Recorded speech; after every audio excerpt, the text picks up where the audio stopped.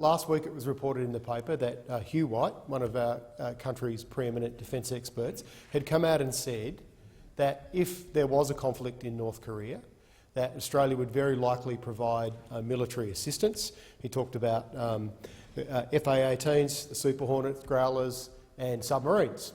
Now, it only took a day for Mr Tony Abbott to be out there goading the Prime Minister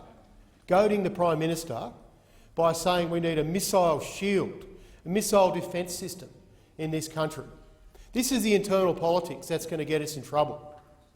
This is why the executive say they need the power, and this is why it's dangerous, because of politics, Deputy President. And who thinks Mr Donald Trump is any different? What's he doing with North Korea on Twitter and on social media? He's shoring up his position in his domestic audience. This is about his votes. This is why it's dangerous, and this is why we need a parliamentary debate. Only recently, this chamber commemorated the Great War. Now, I see Senator Sterl here. I know he's been over to the battlefields of World War I, as I have. And I wonder what we've learnt in recent weeks when I see the reckless escalation in rhetoric by the US President, our supposed ally. And then I see the reckless escalation of this debate by Mr Tony Abbott and Malcolm Turnbull, saying that we would go to war with the US if it came to a conflict in North Korea. What have we learnt?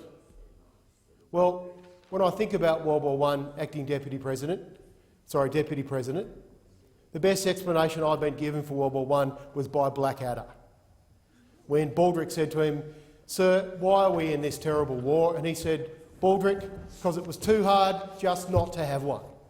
Well, that's exactly what the Economist said this week when they published their story on North Korea. Their key concern is it's going to be too hard not to have a conflict, that both sides have escalated this to a point where there's no going back. And they said, headline on The Economist, "This could happen," with a picture of a nuclear cloud with our two fearless leaders' heads in the nuclear cloud. Australians are very worried about this, and they expect us in Parliament to be having this debate. They want the people that they voted to represent them to help make these decisions. We have long fought and campaigned for war powers reform in this country, and there's a whole chorus of voices joining the Greens to make sure that we actually get this.